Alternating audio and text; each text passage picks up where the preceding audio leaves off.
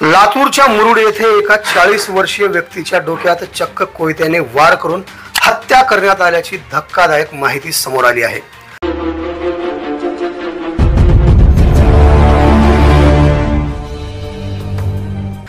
अनैतिक संबंधातून निर्माण झालेल्या वादातून हा खून झाल्याचं समजतंय। मारेकऱ्यांनी डोक्यात कत्ती आणि कोयत्याचे वार करून संबंधित व्यक्तीची हत्या केली असून या घटनेमुळे लातूर जिल्ह्यात एकच खळबळ उडाली आहे। पोलिसांकडून हाती लागलेल्या माहितीनुसार शरद प्रल्हाद इंगळे असे हत्या करण्यात आलेल्या व्यक्तीचे नाव आहे। शरद इंगळे याचे एका महिलेशी अनैतिक संबंध होते। याच वादातून हा खून झाला असल्याची माहिती मिळाली आहे। खुनाच्या घटनेनंतर शरद इंगळे याच्या कुटुंबियांनी मुरुड पोलीस ठाण्याबाहेर ठिय्या मांडला होता। खून करणाऱ्या 5ही लोकांना तात्काळ अटक करावी अशी मागणी शरद इंगळे याच्या नातेवाईकांनी केली आहे। शरद इंगळे हा गावालगतच असलेल्या खडी केंद्रावर गुढीपाडव्याच्या दिवशी सुद्धा रविवारी सुट्टी असली तरी तो कामाला गेला होता। याच खडी केंद्रात शरद मुकादम म्हणून काम करत होता। करकट्टा येथील एका महिलेबरोबर त्याचे अनैतिक संबंध होते। काही महिन्यापूर्वी दोघेही पळून गेले होते। दोघांचीही समजूत काढून त्यांना वापस बोलावण्यात आले होते। दोघांचेही लग्न झालेली आहेत। महिलेचा पती, मोठा मुलगा आणि एका अल्पवयीन मुलांनी मिळून शरद इंगळे याचा खून केल्याचे बोलले जात आहे। यापैकी 2 जण कपडे रक्ताने माखलेल्या अवस्थेत पळून जात असताना काही लोकांनी पाहिले आहे।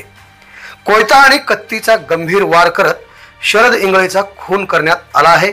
याबाबत मुरुड पोलीस ठाण्यात तक्रार दिल्यानंतर पोलिसांनी आरोपीचा शोध सुरू केला आहे।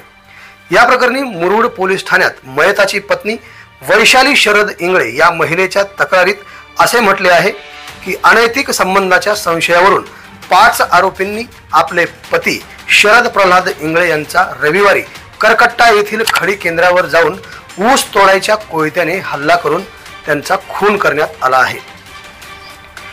या आरोपींना तात्काळ अटक करावे अशी मागणी देखील मयताच्या पत्नीने केली आहे। ही घटना इतकी भयानक होती की शरद इंगळेचा मृत्यू कोयत्याने वार करताच तो जागीच ठार झाला। या घटनेमुळे नातेवाईक संतप्त झाले होते। तब्बल 3 तास घटनास्थळीच शरद इंगळेचे प्रेत पडलेले होते। त्यानंतर ते शवविच्छेदनासाठी नेण्यात आले। पोलिसांनी रविवारी रात्री उशिरा मयताची पत्नी वैशाली इंगळे यांच्या फिर्यादीवरून या प्रकरणातील संशयित आरोपी रोहन बाळासाहेब शिंदे, रोहित बाळासाहेब शिंदे, बाळासाहेब शिंदे, गणेश भारत शिंदे व एक महिला यांच्या विरोधात गुन्हा दाखल करण्यात आला आहे। एका संशयिताला पोलिसांनी ताब्यात घेतला असून प्रकरणाचा कसून प्रयत्न सुरू आहे। प्रकरण कोणतेही असो, आम्ही तुमच्यापर्यंत सविस्तर माहिती पोहोचविण्याचा प्रयत्न करत असतो।